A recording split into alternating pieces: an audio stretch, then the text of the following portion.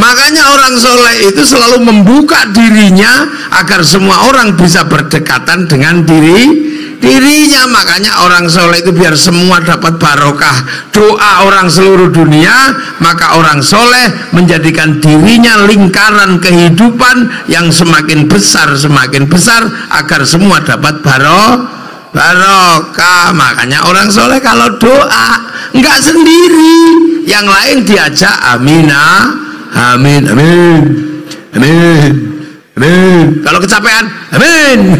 Kiainya paham, walhamdulillahirabbil alamin. Wah, akhirnya yang berdoa semakin banyak, karena semakin banyak yang berdoa agar barokahnya semakin besar, diajak ke alun-alun purwo. Jadi akhirnya di sini semuanya dapat barokahnya orang soleh. Yang jual itu laku, ayah apanya? Es tehnya laku, spanduknya, jual marimas laku, bahkan mungkin copet di sini ada dapat barokahnya orang soleh. Loh, itu kiai. Orang soleh baca sholawat, nggak mau sendiri, ngajak yang lain, lahirlah sholawatan. Karena yang ikut semakin banyak dibawa ke alun-alun purwo. Jadi lahirlah Purwodadi bersolawat, barokah semua. Ayo lihat, itulah hebatnya orang soleh di Indonesia. Nggak ada. Makanya kalau yang soleh kok medit, dia doa sendiri sambil umik-umik. Nah itu sampai di sini semua barokah, jual slayer laku, jual spanduk laku, sampai gagang pancing laku untuk gini-gini. Loh, semua barokah. Akhirnya yang jual makanan pulang bawa uang barokah, bayar SPP-nya barokah. Gimana siklus hidup nggak semakin barokah? Ada orang mati, kiainya ngajak ngumpul, ayo kita doakan. Akhirnya kumpul sampai 3 hari 4 hari. Mari kita tengok kuburan orang soleh. Lahirlah tradisi ziarah kubur. Begitu ziarah kubur, bis pariwisata laku, elep laku, jual nasi nyambut tamunya wali, nasinya laku, jual katok laku, jual tasbih laku, ngojek laku, becak laku.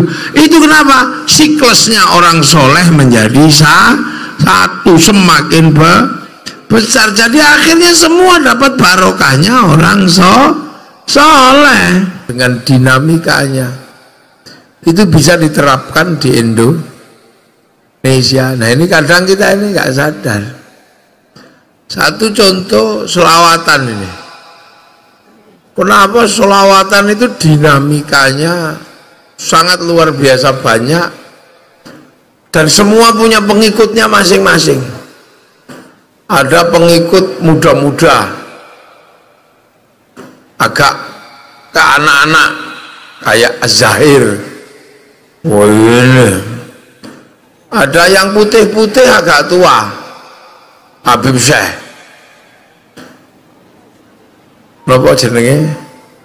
Ahbabul Mustafa. Ada yang hitam-hitam, mafia sholawat. Ucos ya. Kenapa? Nah ini yang kadang kita nggak sadar.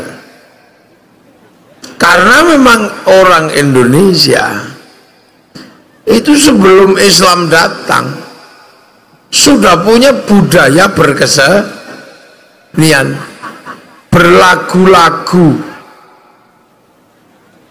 Makanya dikasih lagu apa aja masuk, dari lagu dangdut, lagu rock, lagu keroncong, sampai lagu sholawat. Karena orang Indonesia dari dulu, terutama di sini di kampung Purwodadi, memang sudah terbiasa berlagu-lagu. Orang Jawa itu lihat ayam apa, lihat mentok aja berlagu, tok mentok tak kandani. delok pipo itu nyanyi, tak duduk nganggo pipo ledeng, lihat bintang nyanyi, ya ning tawang ono lintang cahayu nyanyi. Jadi berlagu-lagu itu memang dari dulu peradaban di Nusantara punya lagu, makanya semua daerah punya lagu. Makanya ketika Islam ini datang dengan lagu-lagu selawat, terima. Mau lagu yang khas Timur Tengah maupun lagu khas Indonesia. Ya Rasulullah, salamun alaika. Ya masuk. Nah itu kenapa? Karena dari dulu bangsa ini sudah punya lagu, bahkan alat musik di dunia yang paling komplit itu alat musiknya orang Indonesia. Kalau orang Arab alat musiknya kan itu terbang itu, paling berapa biji itu, kendang, tuf, terus cek-cek-tik, paling 6 cukup itu. Orang Eropa gitar, drum, bass, keyboard ya cuman itu.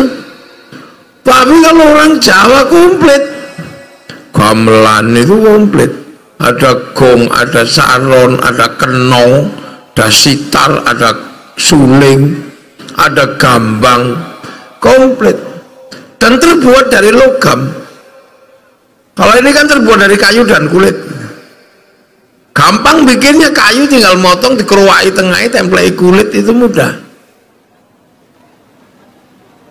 Orang Eropa gitar kayu sama tali, tapi orang Indonesia, Jawa terutama, alat musiknya itu gamelan, terbuat dari logam. Artinya hanya bangsa yang menguasai ilmu pertambangan yang maju dan penguasaan metalurgi yang mapan mampu membuat alat musik dari logam.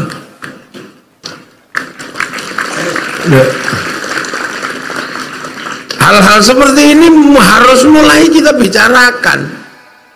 Karena membicarakan bangsa, membicarakan negara nggak boleh hilang dari membicarakan akar kebangsaan dan akar bernegara. Kenapa kita ini bernegara paling tertib sekarang? Karena sebelum Indonesia merdeka, kita ini sudah punya negara.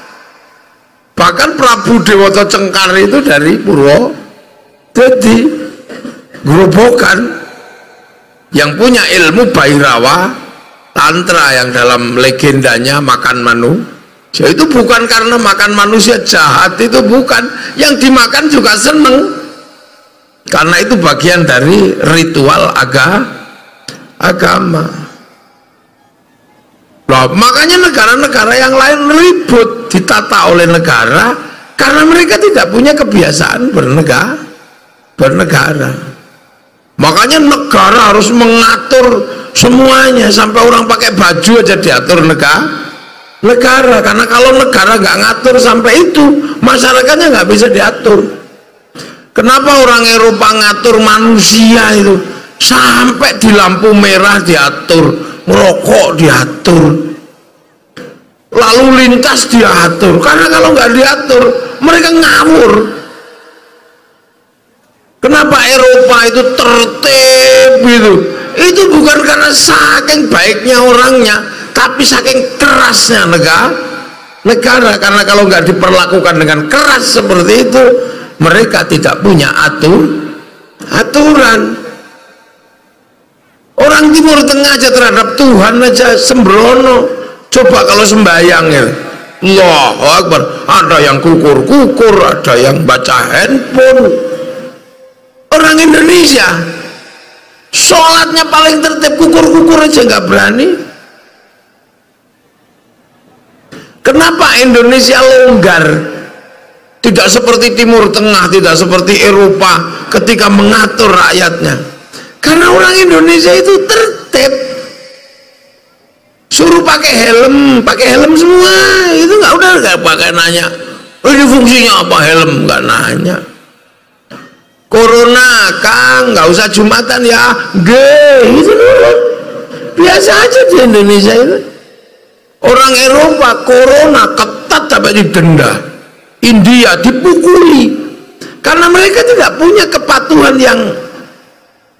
yang murni dari batin, karena mereka tidak biasa nenek moyangnya diatur oleh negara. Kita enak, negara bilang, Kang vaksin, vaksin sama nyodorkan baunya masing-masing, nggak usah mudik ya, iya, corona nggak usah salaman, iya, sudah pakai masker. Enaknya mengatur orang Indonesia. Kenapa? Karena kita punya tradisi bernegara, tradisi peraturan sudah cukup lama. Tahun 300 Masehi kita sudah punya negara namanya Kutai Kartanegara. Tahun 500 punya kerajaan Kanjuruhan di Malang. 500 Masehi punya kerajaan Kalingga. Tahun 600 kita mulai bangun Borobudur. Orang Arab masih disebut jahiliyah oleh Allah. Loh, coba ayo Pan Fadil. Orang Mekah itu masih disebut jahiliyah tahun 600. Bayangkan sampean, terbelakangnya kayak apa? Makanya ketika ditata oleh negara, mereka kalau nggak patuh bunuh orang, nyuri potong tangannya, karena harus keras ngatur orang yang tidak biasa patuh dengan aturan. Berzina rajam, nyuri potong tangannya, harus keras sama orang-orang yang kayak begitu. Sini ya tenang-tenang aja, biasa aja itu. Makanya tahun 600 sana masih disebut jahiliyah, masih kafir ribut aja. Di saat negara-negara masih perang, kita ini sudah Bhinneka Tunggal Ika. Loh, jadi kita ini maju. Jangan mbok kira terus kita ini bangsa terbelakang, itu enggak. Di saat yang lain ini masih mundur, masih apa, kita masih sudah maju. Di saat orang masih berbicara suku, bangsa, agama, ketika orang jadi ustadz di Timur Tengah masih ditanya sukumu apa, bangsamu apa. Orang Indonesia sudah lewat fase itu. Ya ayuhan nas inna khalaqnakum min dzakari wa unsa wa ja'alnakum syu'uban wa qabaila lita'arafu. Manusia pertama itu ribut dengan iblis dan malaikat. Setelah itu beres urusan malaikat, iblis dan manusia. Tiba-tiba berubah urusannya jadi inna khalaqnakum min dzakarin wa unsa. Urusan laki perempuan aja ribut. Habil Qabil selesai. Wa ja'alnakum syu'uban wa qabaila lita'arafu. Persoalan bangsa suku kelahi ribut, ada nabi lita'arafu, saling pengertian. Kalau kamu sudah melewati fase ribut suku, ribut bangsa, ribut agama, kamu akan ketemu satu fase, inna akramakum indallahi atqakum. Orang-orang yang mulia adalah orang yang bertakwalah. Di Indonesia ini urusan agama dan orang-orang yang mengisi agama sudah nggak ditanya kamu sukunya apa, turunannya siapa, pokoknya kamu baik, kamu menjadi panutan. Timur Tengah belum beres urusan itu. Nasabnya siapa, masih itulah. Kita sekarang mau ikut-ikutan, nasabmu siapa, nasabmu siapa. Ini mundur bangsa ini kalau mau begitu. Kita sudah maju. Orang jadi kiai nggak perlu ditanya kakekmu siapa, nggak perlu ditanya. Makanya orang Jawa sudah melewatkan fase-fase nasab, itu udah lewat. Makanya kalau ditanya buyutmu siapa, boh itu. Loh, itu sebenarnya kemajuan peradaban. Wis gak takon kamu tanggahmu siapa, boh ini kuburannya ini ini nasabnya siapa? Nggak tanya sudah. Ini dulu orang baik kita ziarah. Kok sekarang malah kita balik nanya setiap ada kuburan ditanyakan ini terahnya siapa? Itu kan sudah lewat, itu sudah fase kuno, itu fase jahiliyah. Jadi kita ini sebagai bangsa sudah maju. Apa yang Islam datang membawa penghormatan kepada leluhur. Bangsa ini sebelum diajarkan oleh Islam hormat leluhur, bangsa ini juga sudah hormat sama leluhur karena punya upacara hormat pada leluhur, namanya upacara srodo. Srodo itu adalah penghormatan kepada leluhur yang sudah meninggal. Makanya ketika srodo dilakukan, upacaranya namanya nyadran. Loh, makanya karena sudah ada nyadran srodo semenjak sebelum Islam, maka khol ini menjadi acara yang paling dinantikan oleh orang Islam di Indonesia. Khol ini sudah sebelumnya sudah.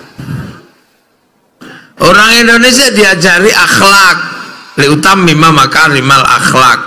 Orang Indonesia Jawa sudah berakhlak dulu sudah. Omong udah kelihatan akhlaknya. Ada pangkatnya, ada yang pangkatnya mangan, ada yang pangkatnya dahar, ada yang pangkatnya nedo, tapi ada yang pangkatnya turun, badok, untal, nyekek. Artinya dalam urusan akhlak sudah terjadi. Makanya bangsa ini semakin hari bukan semakin buruk, semakin baik. Sehingga apa? Sehingga konsep tersulit dari Islam untuk hidup menjadi manusia baru bisa diterapkan di Indonesia. Orang ribut suku, orang ribut agama, itu kan orang-orang masa lalu. Makanya Islam hadir, lakum dinukum walil, agamamu, agamaku, lana a'maluna walakum a'malum. Jadi sudah seperti itu.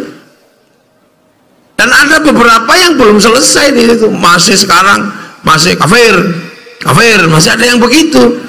Tapi di Indonesia konsep tersulit sudah bisa dilaksanakan. Apa? Hidup bersama, berbeda-beda tapi saling tanggung jawab. Itu terjadi di Indonesia. Kenapa? Itu kan ajaran Rasulullah, kullukum ra'in wa kullukum mas'ulun an ra'iyati. Kalian semua adalah para pemimpin yang harus hidup saling bertanggung jawab antara yang mimpin dan yang dipimpin. Nah, dalam bahasa Rasulullah konsep hidup seperti itu, itulah yang namanya ra'iyah. Ra'iyah itu hidup berbeda-beda tapi saling tanggung jawab. Ra'iyah itulah yang sekarang kita ambil menjadi konsep hidup bersama, namanya rakyat. Jadi jangan bawa kira orang Indonesia itu nggak ikut Nabi. Tapi kenapa ikut Nabi dalam konsep yang paling sulit, berbeda-beda tapi hidup saling bertanggung jawab, bisa diterapkan di Indonesia? Karena orang Indonesia sebelum Islam datang sudah punya Bhinneka Tunggal Ika. Di Eropa nggak punya. Makanya ketika Tariq bin Ziyad datang ke sana, urusannya masih Muslim kafir, akhirnya perang nggak ada selesainya. Yang ke Afrika karena ketemu bangsa yang primitif, ya asyidda walal kufar.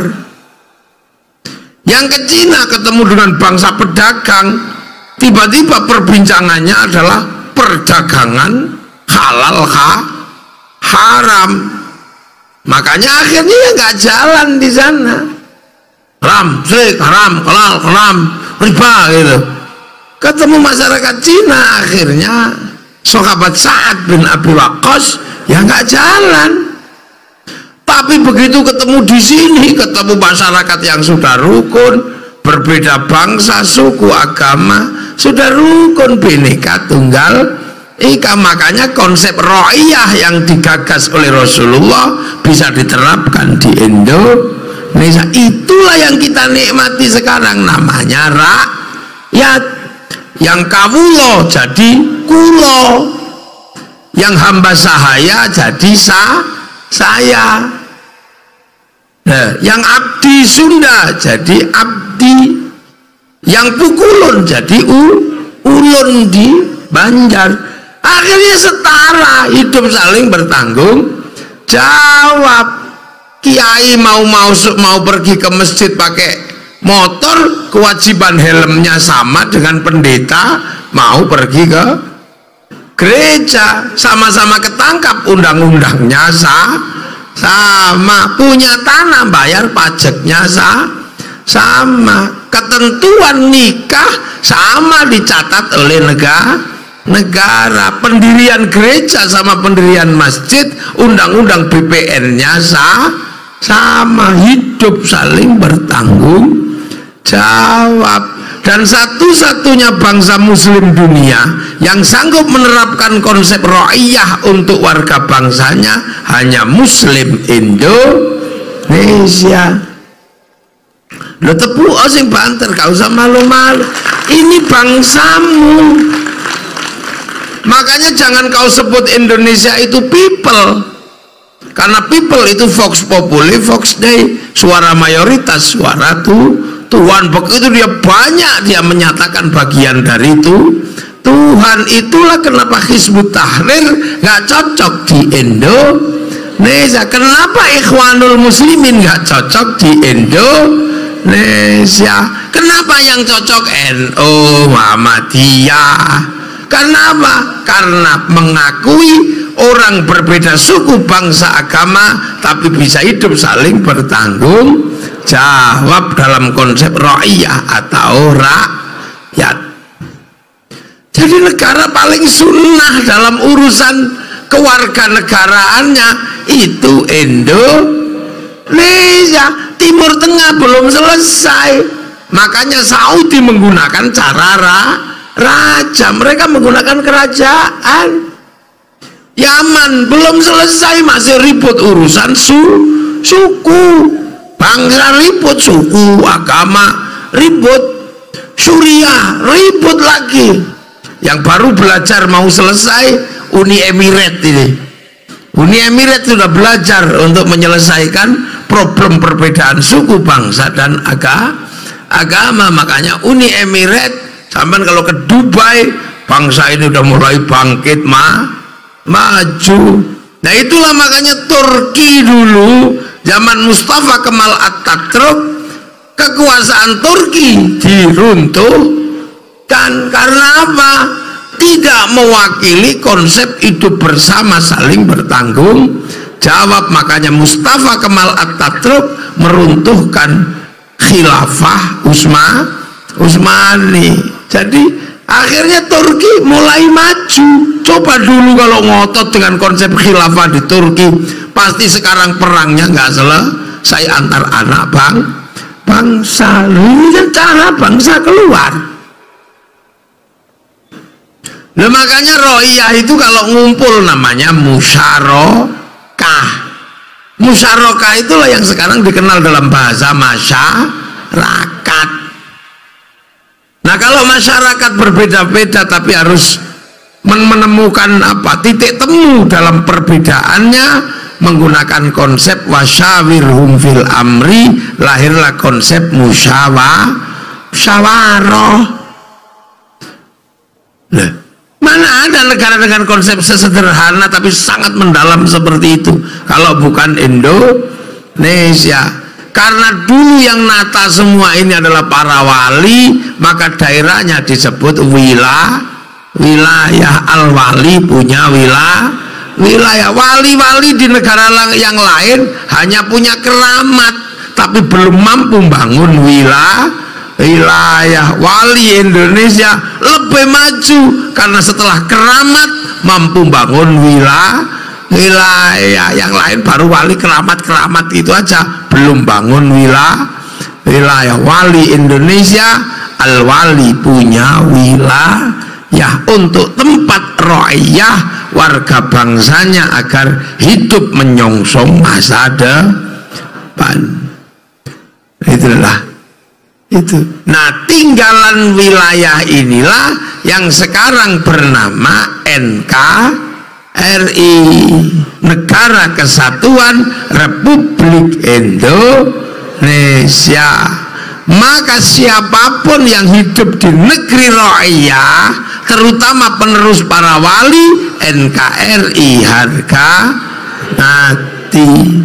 NKRI pemimpin tertingginya Majelis Permusyawaratan Rakyat, Dewan Perwakilan Rakyat. Kenapa menggunakan majelis? Karena kalau duduk secara bersama harus saling toleransi, tenggang rasa. Dalam bahasa Al-Quran, tafassahu fil majalis fafsahu yafsakhillah. Nah itu makanya kita menggunakan bahasa majelis. Dari sampean kalau mau cari negara paling sunnah itu ada di Indonesia. Nah inilah makanya karena kita mengakui perbedaan tapi hidup saling bertanggung jawab, maka kita menjadi bangsa yang hari ini semua orang bertanya, kenapa Arab yang satu bangsa pecah puluhan negara? Kenapa Eropa yang satu bangsa harus pecah puluhan negara? Kenapa Cina yang satu bangsa pecah puluhan negara? Afrika satu bangsa pecah puluhan negara, tapi kita puluhan bangsa, suku dan agama mampu bersatu dalam satu negara, Kesatuan Republik Indonesia. Karena menganut prinsip berbeda-beda tapi harus saling tanggung jawab. Jadi negeri paling sunnah di dunia itu Indonesia. Makanya kalau dia bilang negeri tauhid, parani tapuk lambini. Ini anak-anakku sekalian. Loh, makanya konsep persatuan ini harus terus dijaga. Untuk apa? Terbentuknya sebuah sistem yang melindungi manusia dan agama. Manusia sebagai makhluk Allah yang terbaik akan menjadi sempurna kalau punya agama. Dalam bahasa Al-Quran, laqad khalaqnal insana fi ahsani taqwim. Manusia ini yang terbaik, paling menangan, penentu dunia dan seluruh urusan itu karena ada manusia.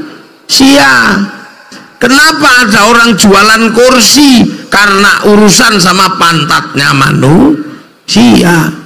Kenapa ada jualan sedotan? Karena urusan mulutnya manusia. Karena apa ada pabrik pempes? Karena urusan nya manusia. Kenapa ada pabrik-pabrik kosmetik besar dunia? Urusan bibirnya manusia. Kenapa ada urusan pabrik obat mencret? Urusan perutnya manusia. Kenapa harus ada pabrik obat kuat di seluruh dunia? Urusan lemahnya manusia. Kenapa ada pabrik son? Karena urusan kupingnya manusia. Kenapa ada pabrik Pokari? Karena urusan cairannya manusia. Kenapa ada pabrik kaki tiga? Urusan panas dalamnya manusia. Mana yang nggak ada urusannya sama manusia? Kenapa? Manusia yang terbaik. Makanya orang kalau ngerti manusia pasti dia mendapatkan barokah baiknya manusia. Ngurusi giginya manusia itu bisa punya pabrik odol, punya pabrik sikat, punya pabrik behel. Nah itu karena apa? Urusan untune menungso. Kenapa sampean kadang miskin? Karena sampean tidak pernah berani ngurus manusia, karena setiap ada urusan manusia lari. Kenapa sampean punya terbang banyak? Karena manusia suka bermusik. Kalau sudah ada jedung, yang paling asik berjoget, makanya nafsu dia gini. Apalagi kalau soundnya bagus tuh, ini dunia. Dan manusia yang baik ini harus dijaga, jangan sampai rusak. Nah, agar dia tidak rusak, maka aturlah sistem yang manusia bisa menjaga diri tanpa harus ada yang mengawasi. Apa itu? Agama. Makanya manusia yang sumarodatnahu asfala safilin akan bisa bertahan tanpa jatuh ketika menjadi illalladzina amanu wa amilus sholihat. Manusia yang kecilnya dikasih makan, tuanya dikasih makan, ya. Tapi kalau semakin tua orang nggak ngasih makan. Kecil dicium-cium, gede banyak yang nyium, begitu tua nggak ada yang nyium. Kecil ngomong, ngomong ditunggu, besar ditunggu, begitu tua orang males dengerin dia ngomong. Kecil dicium-cium lah. Tapi kalau amanu wa amilus sholihat, kecil dicium, gede dicium, kiai-kiai itu tetap royoan nyium loh, ayo. Karena orang baik. Makanya menjadi orang baik itu nggak sederhana. Makanya bercita-citalah menjadi amanu wa amilus sholihat, karena orang yang soleh itu hidupnya enak. Karena apa? Karena orang soleh itu didoakan oleh orang seluruh dunia.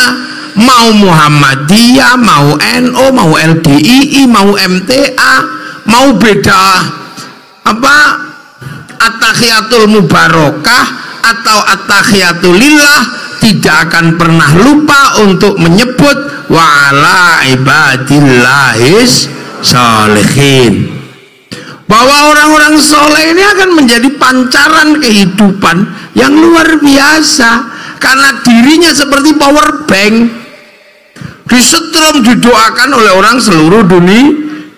Makanya pancaran energi kebaikannya orang soleh ini menyebabkan kita kalau berada di samping orang soleh, magnet kebaikan dan doanya akan bisa kita rasakan. Makanya obat hati salah satunya adalah berkumpul sama orang soleh, dan itu yang paling murah. Kalau baca Quran sak maknanya, pusing kita kalau yang nggak bisa baca. Sholat malam dirikanlah, wah pusing kita, ngantuk. Ayo zikir malam perbanyaklah, ngantuk. Perut lapar, puasa capek, lelah. Paling enak apa? Ngumpuli wong soleh. Makanya agar semua orang bisa berkumpul dengan orang solehnya nggak boleh medit. Makanya orang soleh itu selalu membuka dirinya agar semua orang bisa berdekatan dengan dirinya. Makanya orang soleh itu biar semua dapat barokah doa orang seluruh dunia, maka orang soleh menjadikan dirinya lingkaran kehidupan yang semakin besar agar semua dapat barokah. Makanya orang soleh kalau doa nggak sendiri, yang lain diajak amin. Kalau kecapean, amin. Kiainya paham, walhamdulillahirabbil alamin. Wah, akhirnya yang berdoa semakin banyak, karena semakin banyak yang berdoa agar barokahnya semakin besar, diajak ke alun-alun Purwodadi. Akhirnya di sini semuanya dapat barokahnya orang soleh. Yang jual itu laku, apanya? Es tehnya laku, spanduknya, jual marimas laku, bahkan mungkin copet di sini ada dapat barokahnya orang soleh. Itu kiai. orang soleh baca sholawat, nggak mau sendiri, ngajak yang lain, lahirlah sholawatan. Karena yang ikut semakin banyak dibawa ke alun-alun Purwo, jadi lahirlah Purwo tadi bersolawat, barokah semua. Ayo lihat, itulah hebatnya orang soleh di Indonesia, nggak ada. Makanya kalau yang soleh kok medit, dia doa sendiri sambil umeme gini.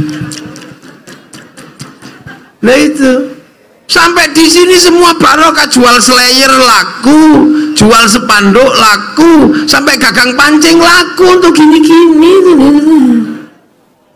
Loh, semua barokah. Akhirnya yang jual makanan pulang bawa uang barokah, bayar SPP-nya barokah. Gimana siklus hidup nggak semakin barokah?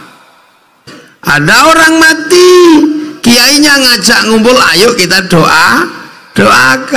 Akhirnya kumpul sampai 3 hari 4 hari. Mari kita tengok kuburan-kuburan orang soleh. Lahirlah tradisi ziarah kubur. Begitu ziarah kubur, bis pariwisata laku, elep laku, jual nasi nyambut tamunya wali, nasinya laku, jual katok laku, jual tasbih laku, ngojek laku, becak laku. Itu kenapa? Siklusnya orang soleh menjadi satu, semakin besar. Jadi akhirnya semua dapat barokahnya orang soleh. Akhirnya manusianya terjaga, kebaikannya terjaga. Akan ada apa? Falahum ajrun ghairu dapat pahala semuanya. Pahala itu buktinya apa? Ketentraman dan kenyamanan. Makanya orang-orang nyaman. Kalau dua itu terjaga, terbentuk, maka sumpah Allah terhadap Nabi Muhammad akan tegak. Apa? Sumpah Allah pada Nabi Nuh, watin, demi buah tin. Sumpah Allah pada Nabi Nuh. Wazaitun, demi buah zaitun. Sumpah Allah pada Nabi Isa, Nabi Ibrahim. Waturi sinin, sumpah Allah tentang gunung Tursina kepada Nabi Musa. Terhadap Nabi Muhammad apa? Wahalal baladil amin, dan demi keamanan sebuah bangsa dan negara. Rasulullah itu disumpahi sudah terkait bangsa dan negara, karena ketika Rasulullah lahir manusia sudah punya bangsa, punya negara. Maka Islam harus hadir menjadi rahmatan lil alamin, tetap membentuk keamanan bangsa dan negara. Terciptanya baladil amin, keamanan bangsa dan negara. Akhirnya dengan keamanan bangsa dan negara, manusia terjaga, agama terjaga. Manusia dijaga oleh sistem negara melalui kedokteran, departemen sosial. Agama amanu wa amilus sholihat melalui departemen agama dijaga oleh para kiai. Tapi yang menjaga keamanan manusia, keamanan kiai siapa? Aparatur keamanan negara siapa? TNI, Polri, Bupati, DPR, semua yang ada di sini adalah perangkat baladil amin, perangkat keamanan bangsa dan negara. Tanpa keamanan bangsa dan negara, manusia rusak, agama rusak. Loh, ini hukum. Makanya jihadnya TNI Polri itu jihad apa? Menjaga keamanan bangsa dan negara. Makanya jangan terlalu rajin sholat duha. Biar itu kiai aja yang rajin duha. Tentara nggak boleh kemudian manjangin jenggot, itu jangan. Terus ngurusi celana cingkrang, nggak boleh. Kenapa? Karena itu simbol-simbol eksklusif. Di ruang bersama kayak gini, TNI Polri milik semuanya. Ini kan tercipta keamanan bangsa dan negara. Suriah, manusianya baik, agamanya baik. Kenapa dua-duanya rusak? tidak adanya keamanan bangsa dan negara. Maka jangan main-main dengan keamanan bangsa dan negara. Itulah fungsinya ada TNI, Polri, Bupati, DPR. Itu perangkat baladil amin. Sampean bagian apa? Bagian jaga aman wa amilus lihat secara khusus menciptakan mahabbah kepada Rasulullah. Lu ada bagiannya masing-masing. Pan Fadil bagian GTG, ya Allah, ya Allah, ya Allah, ya Allah, karena ngurus toreko. Lah kalau toreko kemudian tidak punya sarana prasarana, maka dia akan diberikan sarana prasarana oleh siapa? Penjaga baladil amin, oleh perda, oleh perbub itu. Loh, makanya orang ngurus agama boleh mengajukan proposal kepada bupati karena kerumitan menjaga agama harus ditanggung oleh apa? Keluarga besar baladil amin. Itu. Loh, makanya kita jaga betul kan bangsa dan negara. Kita bikin pengajian-pengajian seperti menjaga kebersamaan, menjaga pasar agar tetap berjalan. Karena kalau kegiatan ini laku, pokari laku, pasar berjalan, roda ekonomi berputar. Makanya santri itu nggak terlalu punya bangunan besar, nggak terlalu punya masjid bagus. Kenapa? Duitnya habis untuk jaga keamanan bangsa dan negara, membangun kebersamaan. Punya sapi dikit habis untuk mulutan, punya ayam habis untuk khol. Makanya karena ulama-ulama ini habis untuk menjaga keamanan bangsa dan negara, maka penjaga baladil amin, bupati dan para penjaga yang lain prioritaskan para ulama yang sudah menjaga bangsa dan negara. Yang lain ya tunggu dulu, mereka nggak pernah ngeluarin duit mulutan, nggak pernah ngeluarin duit khol, nggak pernah. Jadi sekolahannya bagus karena apa? Duitnya berputar di organisasinya masing-masing. Tapi ketika ada beban-beban besar bernegara, yang pertama kali mendapatkan beban adalah para santri. Ya pesan apa? Bupati tinggal ngomong kiai pajak. Setiap malam kiai ketemu dengan orang-orang yang demikian banyak. Makanya selagi masih ada kiai dan kehidupan santri yang demikian ini, tidak akan pernah terjadi masalah dengan bangsa ini. Makanya ketika Indonesia butuh perang, santri perang aja, yang kemudian dikenal dengan hari santri. TNI Polri butuh perang, TNI perang aja, kita aja kok repot. Nah, peristiwa-peristiwa peperangan itulah yang akhirnya diperingati. Santri memperingati resolusi jihad. Karena apa ada resolusi jihad? Karena ada pertama kali penyobekan bendera merah, putih, biru. Jadi untuk pengen punya bendera itu perang dulu. Sekarang merah putih sudah nggak minta perang, minta angkat tangan tok. Itu aja ada yang bilang musyrik, ada yang bilang bid'ah. Itu pasti nenek moyangnya zaman perang dulu, Bandar Dadu itu. Lah iya, mereka nggak ikut perang tiba-tiba musyrik, haram. Bandar Dadu itu dulu kayaknya. Dan inilah hal-hal seperti ini harus diingat. Makanya kiai-kiai santri selalu bersama. Nah, peristiwa bagaimana terciptanya baladil amin, inilah yang melahirkan peringatan-peringatan hari ABRI, hari santri, hari Bayangkara. Itu apa lahirnya? Kenapa? Karena untuk menjaga keamanan bangsa dan negara, terciptanya baladil amin. Karena sudah mensepakati dalam landasan bernegara, kerakyatan yang dipimpin oleh hikmat, kebijaksanaan dalam permusyawaratan perwakilan. Itu landasan negara. Jadi sampean bisa sholawatan begini enak, Itu kenapa? Ada keamanan negara. Kalau enggak dibom kayak di Pakistan, Maulid Nabi meninggal 52. Kenapa kita bisa seperti ini? Dan setelah ditinggal Rasulullah, Islam yang ke Eropa macet. Setelah ditinggal Rasulullah, Islam yang ke Afrika macet. Setelah ditinggal Rasulullah, Islam yang ke Cina macet, semuanya macet. Tapi yang bergerak ke Indonesia, tumbuh subur menjadi kekuatan Muslim terbesar dunia, hari ini ada di Indonesia.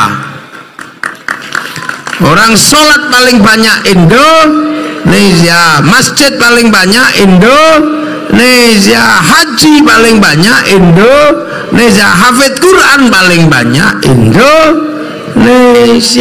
Karena apa?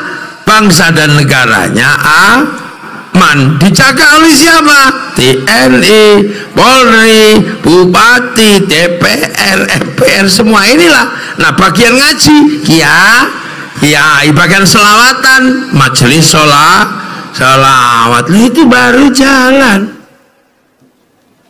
Makanya semua negara berlomba-lomba bagaimana menjaga keamanannya dan kebanggaan pada bangsanya. Nggak kayak kita sekarang malah diajari olok-olok negaranya, punya presiden jelek, punya bupati jelek.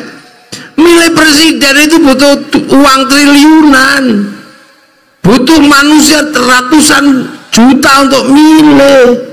Makanya kemudian kita pasrahkan kebijakan strategis negara pada kepala negara. Tapi kadang kita iseng lebih percaya sama Rocky Gerung yang hidupnya nggak pernah ada yang milih. Kita punya presiden, tiba-tiba kita percaya sama orang yang mau bikin people power. Pak Amin itu mau bikin people power. Akhirnya yang datang cuma 5 orang, akhirnya bukan people power, malah upil power.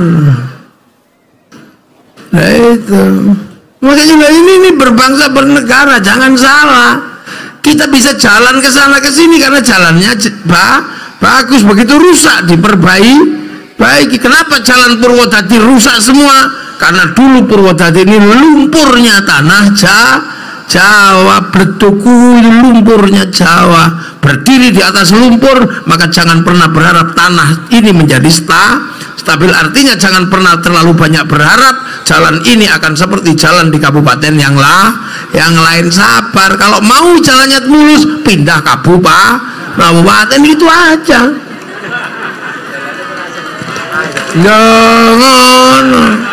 Tapi kan tanah air dan kebanggaan pada tanah leluhur nggak bisa digantikan. Makanya jangan protes ketika jalannya jelek. Iya,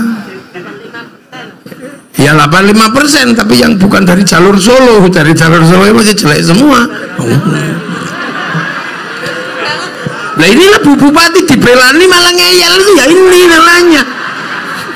Wong kita ngomong jalan ini tanah lumpur. Sakuat apapun duitnya Jawa Tengah dihabiskan untuk Purwodadi, nggak mungkin jalannya bisa bagus karena bawah tanah Purwodadi itu lumpur bertuku-tuku. Makanya jangan terlalu banyak berharap jalan ini bagus, apalagi di kampung-kampung. Bersyukurlah jalanmu jelek sehingga polisi nggak sampai situ melakukan operasi razia. Loh, karena motor Purwodadi itu 80% bodong. Alah, kredit 2 wulan wis ora dibayar, tinggal minggat ngene ya. Sing ngono gayane apa ya. Lho apa lo golek suwuk nang nggonku kok. Yai suwuknya apa biar kalau punya motor bodong nggak ketangkep. Bagaimana pergi ke tempat jenengan tanpa SIM, suwuk kula kathah. Nah ini negara. Makanya Amerika kenapa dia bisa bangkit, rakyatnya nyaman? Karena negaranya maju. Negara maju kenapa? Karena rakyatnya percaya sama negaranya, nggak ngeritik presidennya sesuka-sukanya. Dan Amerika bangkitkan kebangsaannya. Ini waktunya era membangkitkan semangat berbangsa. Ini milenial itu cuma satu batasnya, negara. Ngomong gak ada batasnya karena ada internet. Berbicara apa saja sesukanya. Mau membuka cakrawala dunia, buka saja, yang penting punya handphone. Kamu bisa menjadi orang Inggris, kamu bisa menjadi bergaya Amerika, tapi kalau kamu mau melewati perbatasan Amerika, pasti ditanya pasportmu mana. Mau pergi haji, walaupun kamu bahasa Arabnya fasih, begitu melintasi perbatasan, kau akan ditanya pasportmu mana. Negara tetap kunci kehidupan masa depan. Makanya jangan lupa bahwa kita punya negara. Amerika membangun kecintaannya dari film Wild West sampai The Last of the Mohican. Ya iya, kalah dengan Vietnam dia bikin Rainbow 1 sampai 6. Kalah dengan Saddam Hussein bikin Hot Shot 1 sampai 2. Gagal dalam terorisme bikin 12 Strong. Kalah dengan Cina bikin American Shaolin, American Kung Fu. Kalah dengan Jepang bikin American Ninja, American Samurai. Bahkan samurai terakhir dari Amerika namanya Tom Cruise dalam film The Last Samurai. Nah, anak milenial kayak gini gak paham. Gak bakat ya. Nah, anak-anak Cina membanggakan bangsanya mulai dari film Ular Putih sampai Ular Hijau, dari Wong Fei Hung sampai Sun Gokong. Jepang membanggakan bangsanya dalam film-film Bushido, film-film samurai. Mereka pernah ribut dalam urusan negara antara generasi tua dan muda, dibikinkan film Samurai X dengan tokohnya Rurouni Kenshin. Malaysia menyongsong masa depannya, gak boleh ribut antar anak bangsa. Malaysia diserahkan sama si Upin dan si Ipin. Si Upin dan si Ipin gak boleh ribut dengan anak-anak India. Maka dari kecil dikenalkan tokoh namanya Jarjit. Dia gak boleh lupa ada anak-anak Cina, kenalkan Mei Mei. Gak boleh lupa anak-anak Indonesia, kenalkan Susanti. Cara bangsa seperti ini akan membangkitkan kekuatan baru menjadi bangsa yang mandiri. Dan di saat itulah akan mampu bersaing dengan bangsa yang lain. Maka hentikan olok-olok bangsamu, hentikan olok-olok negaramu. Kalau bukan kita yang membanggakan bangsa dan negara kita, siapa yang akan membanggakan bangsa dan negara kita kalau bukan kita sendiri? Dan itulah awal kebangkitan bangsa menuju kehidupan masa depan. Baldatun thayyibatun wa rabbun ghafur. Kita nggak usah begitu, nggak suka dengan demokrasi dalam negeri, nggak usah nyontoh siapa? Ikhwanul Muslimin. Dia sebagai sebuah kekuatan sudah gagal di Mesir. Nggak usah nyontoh siapa? Nggak usah nyontoh Hizbut Tahrir. Dia sudah gagal di Filistin. Makanya saya pernah harus baca anak milenial. Ketika Bung Karno mau membuat bangsa ini mau bergerak kemana? Tidak ke Amerika, tidak ke Soviet. Apakah bangsa ini akan mencontoh Eropa? Enggak, salah asuhan novelnya. Apakah bangsa ini akan mencontoh Belanda? Enggak, tenggelamnya kapal Van der Wijk. Apakah akan mencontoh Arab? Enggak, di bawah lindungan Ka'bah. Apakah akan dibangun murni Indonesia? Dijawab dengan Siti Nurbaya. Ini bangsa. Jadi kita kadang nggak sadar. Haji minta diurus negara, ya kan? Anak sekolah minta diurus negara. Nikah minta diurus negara, bikin masjid minta diurus negara. Tapi begitu diajak bersama-sama ngurus negara lewat pemilu, jawabannya aku tidak ikut-ikutan urusan politik. Kamu ini apa yang ada di kepalamu? Jadi loh, maka kalau ada pilihan bupati, bergeraklah. Ada pilihan gubernur, bergeraklah. Ada pilihan presiden, bergeraklah. Karena itu kita sudah terbiasa dari dulu, namanya pilkada. Nggak usah pilpres terus perang badar, nggak usah. Pilpres ya pilpres, pesta demokrasi. Kadang ada duitnya, kadang ada dangdutnya. Biar nggak ditangkap polisi urusan uang pemilu, jangan kasih nama uang politik. Kalau money politik dikejar polisi sampean. Maka kalau kita terima uang itu, kita kasih nama uang bensin. Kalau diterima oleh sekolahan, kita kasih nama sumbangan.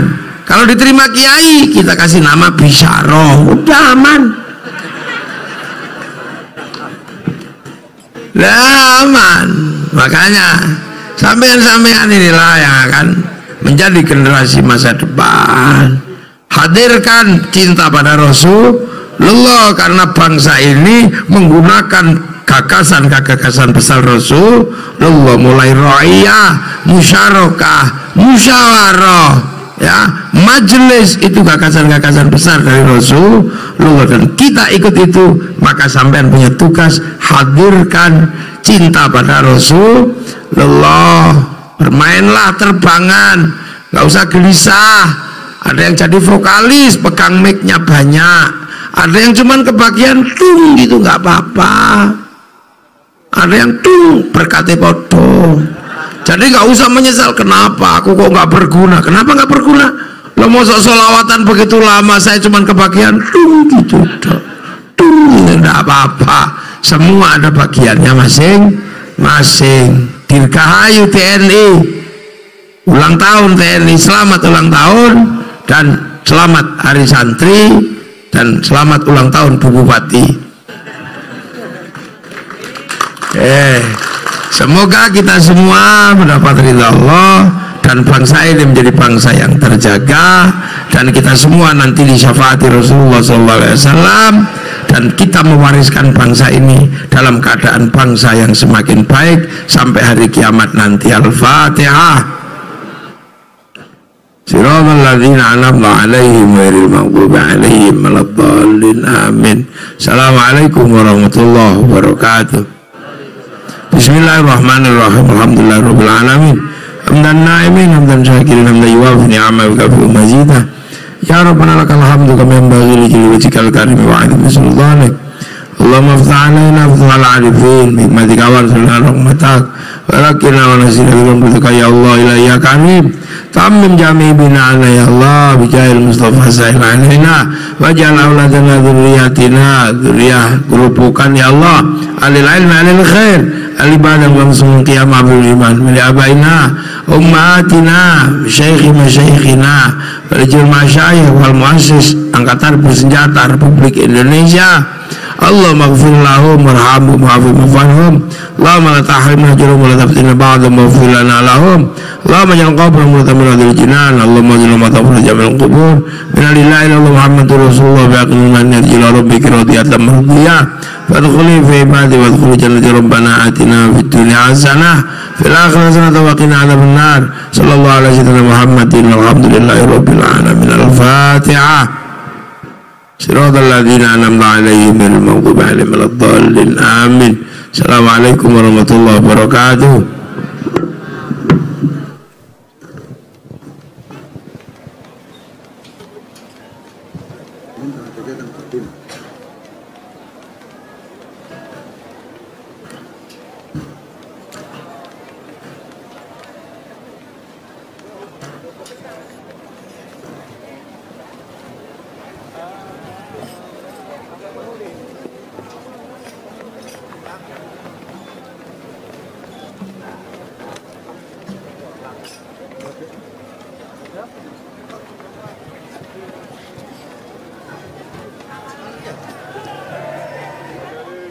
Sallallahu ala Muhammad sallallahu alaihi wasallam. Sallallahu ala Muhammad sallallahu alaihi wasallam. Ya Rasul salam عليك يا حبيبي سلام عليك